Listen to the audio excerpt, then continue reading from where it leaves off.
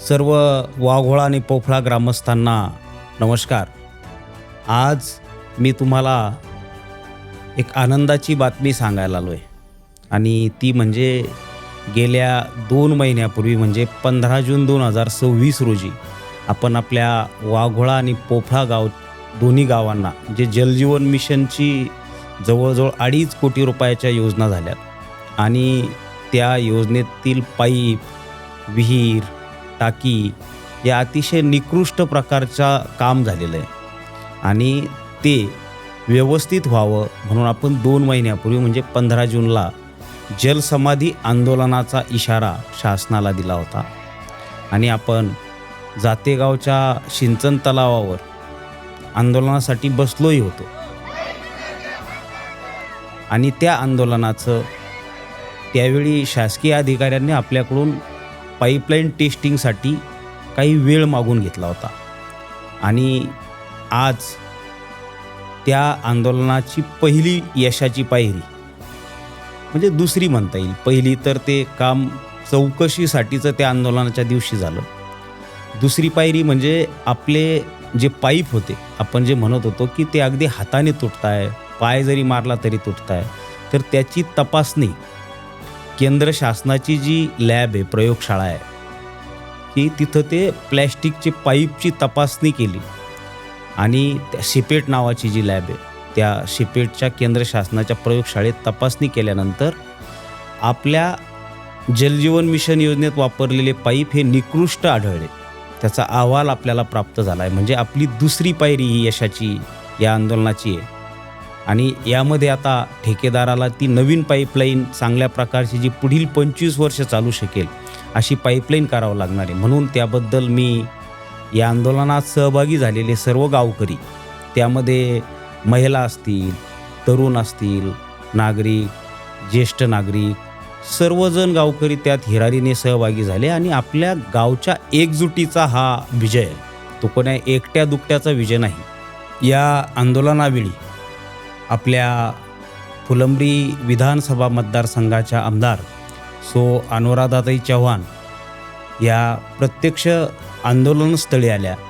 त्यांनी आमचं म्हणणं जाणून घेतलं, गावकऱ्यांचं म्हणणं जाणून घेतलं आणि संबंधित यंत्रणेला धारेवर धरत गेल्या 2 महिने त्यांचाही या आंदोलनाच्या निमित्तानं, या कामाच्या चांगलं काम व्हावं या निमित्तानं त्यांचाही पाठपुरावा चालू होता.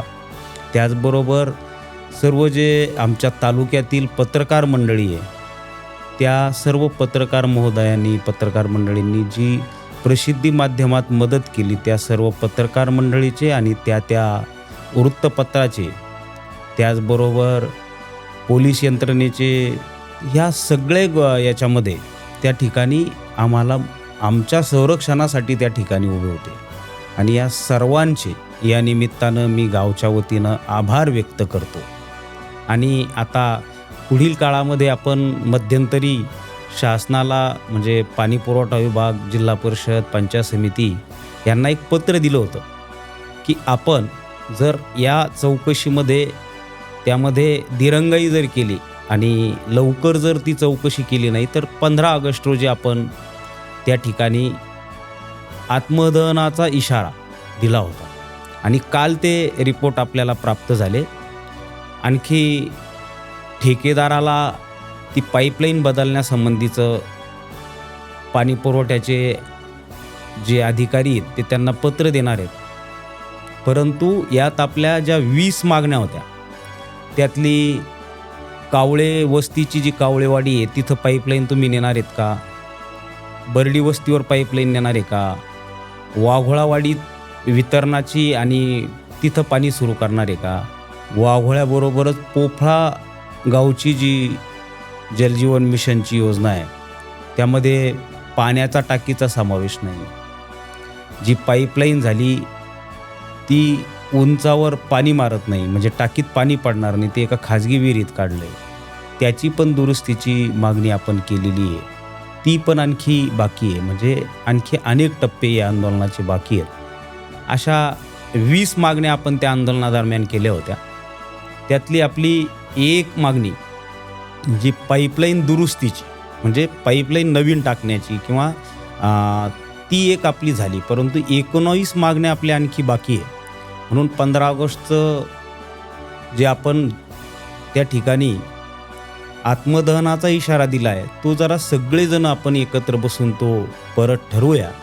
त्याचबरोबर आपण पंचायत समितीचे जे गटविकास अधिकारी आहे त्यांना पण एक पत्र दिलं होतं की आमच्या वाघोळ्यातला ग्रामपंचायतीचा जो वित्त आयोगाचा किंवा विविध निधी आहे त्याचा विनियोग कसा झाला, त्याचा खर्च कसा झाला, तो जरा आम्हाला गावकऱ्यांना, ज्याला सामाजिक लेखापरीक्षण म्हणजे लोकांसमोर वाचून दाखवायचं.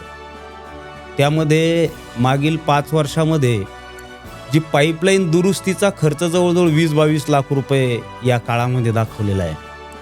आमच्या जे डॉक्टर बाबासाहेब आंबेडकरांचं स्मारक आहे त्या स्मारकाला जी जाळी बसवली, संरक्षण जाळी, तर ती फक्त तिचा खर्च जर आपण बघितला तर 40,000 रुपयाच्या वर तो खर्च नाही. तर तिचे बिल 1,66,000 रुपयाचे काढलेले.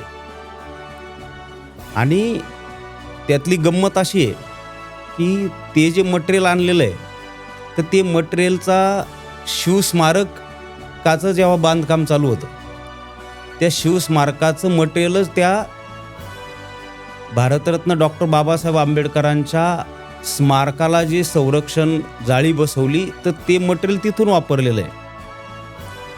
शिवस्मारकाची ज्यावेळेस गावकऱ्यांनी हिशोब घेतला त्यावेळेस यांचं म्हणणं आहे की 80,000 रुपये आपण GSTचे भरले.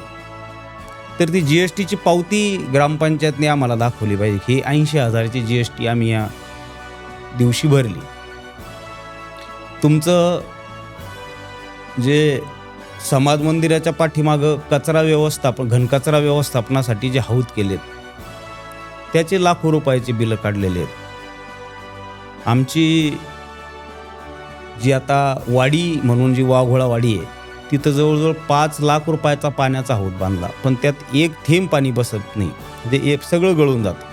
मग त्या संबंधित पाणी पुरवठा विभागाच्या अभियंत्याने जर त्या टाकीची टेस्टिंगच केली नाही तर मग तुम्ही MB लिहिली कशी, बिल अदा केलं कसं, असे अनेक गमतीजमतीचे प्रश्न आहेत. आणि सामाजिक लेखापरीक्षण हे जे तर त्या ठिकाणी एकतर BDO आले पाहिजे, विस्तार अधिकारी आले पाहिजे, त्यामध्ये हे जे संबंधित ज्यांनी या एम्ब्या केल्या ते आले पाहिजे, आणि आम्हाला गावकऱ्यांना ते समजून सांगितलं पाहिजे की हा एवढा खर्च कसा लागला. कारण ग्रामपंचायत काही MBवर ठेका घेण्याची नाही. ग्रामपंचायतीत जर तुमचं काम त्यावर मंजूर किती 5 लाखाची टाकीचं इस्टिमेट असेल पण तिला खर्च जर 3 लाख आला असेल तर ते 2 लाख उर्वरित ते ग्रामपंचायतमध्येच पडले पाहिजे. कारण ते पैसे गावचे निवडून आलेल्या सरपंच, उपसरपंच आणि ग्रामपंचायत सदस्याचे नाही. गावचे पैसे तो कोणी सरपंच होऊ द्या, गावचा एक रुपया गावासाठीच खर्च झाला पाहिजे. ही माझी त्या ठिकाणी आग्रहाची भूमिका आहे.